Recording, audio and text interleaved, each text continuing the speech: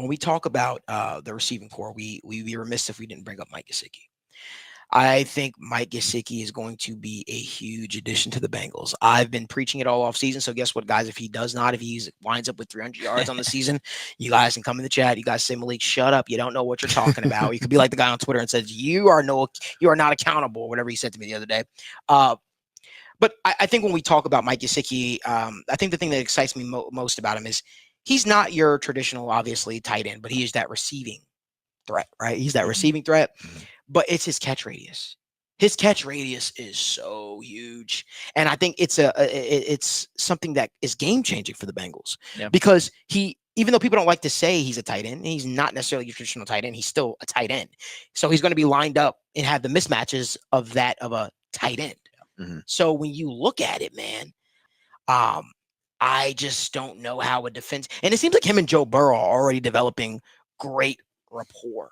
Looks like they're developing great rapport. And so I know it wasn't necessarily a part of the topic segment, but I just wanted to bring him up again because yes, we did go after Jermaine Burton. Yes, I'm excited about Jermaine Burton. Yes, I'm excited that the receiving core is back in business and you still got Charlie, you still got Yoshi Voss, still got Trent Irwin. And I'll be real with you guys, that fourth wide receiver is so imperative. It's so important still because now the Bengals can truly run that four wide receiver set that they've been looking to run. And even with Gesicki, you're still going to get that fourth receiver getting targets, getting reps, getting opportunities, right? And so that's why we're kind of debating who's going to be that fourth guy, who's going to be the next guy, because I think we're all in the same alignment that Jermaine Burton is 3.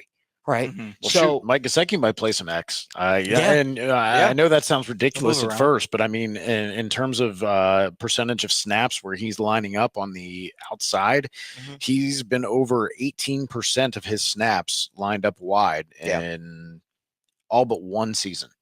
So he's been out there almost 1 in 5 of his passing snaps. So he's not playing inline often, exceeding just 20% only once in his career, mostly under 15%. You're talking about a guy who's going to be a lot of slot and wide. And if they are playing 12 personnel, I think it's going to be more of that pseudo 12 personnel, more like 11, because Gesicki will be your receiver. Yeah, I mean, Mike Gesicki literally played 94 snaps as a traditional tight end last year. 94, 320 in the slot, 106 outside. He's a tight end. You might as well call him receiver, right? Yeah. Whatever. He's a fun piece. He's a versatile piece. And that's, when we talked about just bringing it back to even the beginning of the show where why Joe Burrow can win MVP, it's because his offense is going to be able to give you infinite amount of different looks. People can line up literally wherever. And you can do that when you have a tight end like Mike Gesicki, where you still have Drew Sample, you still have Eric All, you still have all these things that you can just do so many different things with. It just makes everything that much harder when you can give you so many different looks, so many different, variations of a play, line up in this formation. I can hit you with the run. I can hit you deep. I can hit you shallow. You can do so many things. I think, the Bengals offense for I guess I don't want to say for once, but it can give you so much more versatility in alignment. We don't just have to spread you out to beat you down the field. Right. I agree. And I think this is the biggest thing that really, really excites me about it all.